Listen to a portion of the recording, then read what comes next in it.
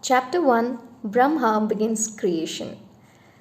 In the beginning, there was nothing, only the Parabrahman. It was the supreme principle that had no beginning and no end, the absolute reality that was utterly indescribable, the divine essence with infinite potential, the cause and the effect blended into one, timeless, boundless, self created, and self contained.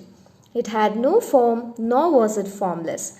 It had no traits, nor was it without any. Pure consciousness beyond the reach of thoughts and senses. A catalyst that was unchanging, yet it would bring forth every change. It was only when the Parabrahman willed it that creation of the material universe began. A universe that would now be manifest, observable, discoverable, distinguishable. This will of the Parabrahman produced a vibration which birthed the first sound, and it was Om. The sound that contained all the sounds, and the first to form was the Mahatattva, or the primordial element from which originated the three gunas or the three attributes. Sattva guna denoting preservation, Rajas guna denoting action, and Tamas guna denoting destruction.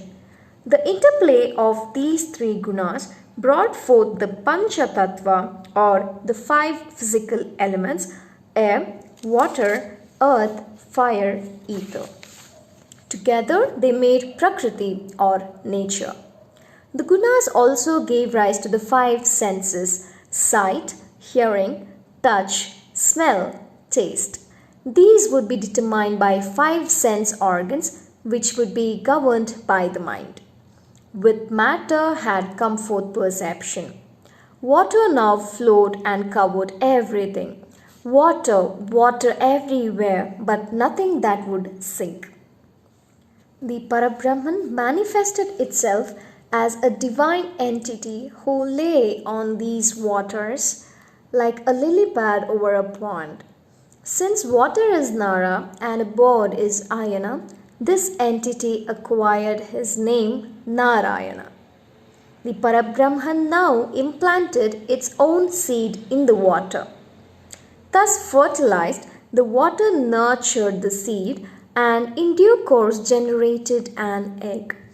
A golden egg that shone like an orb of light. Since this egg or anda had been spawned by the Parabrahman, it came to be known as Brahmanda, the cosmos.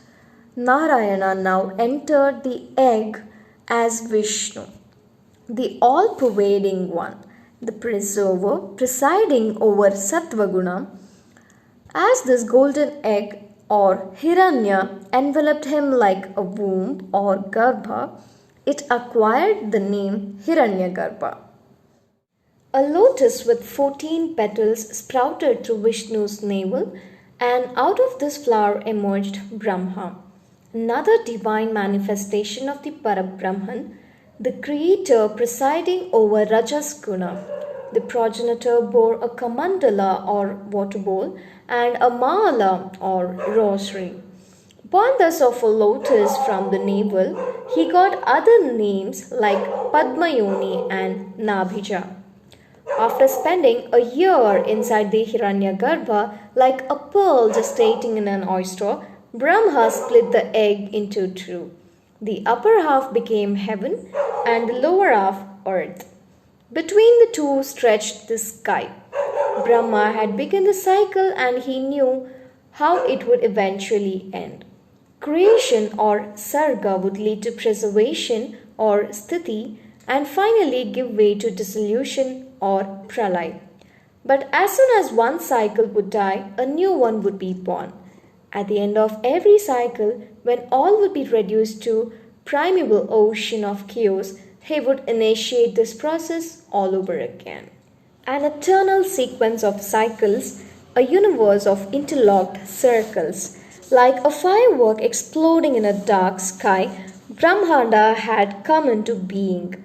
Brahma sat gazing at what he had just created.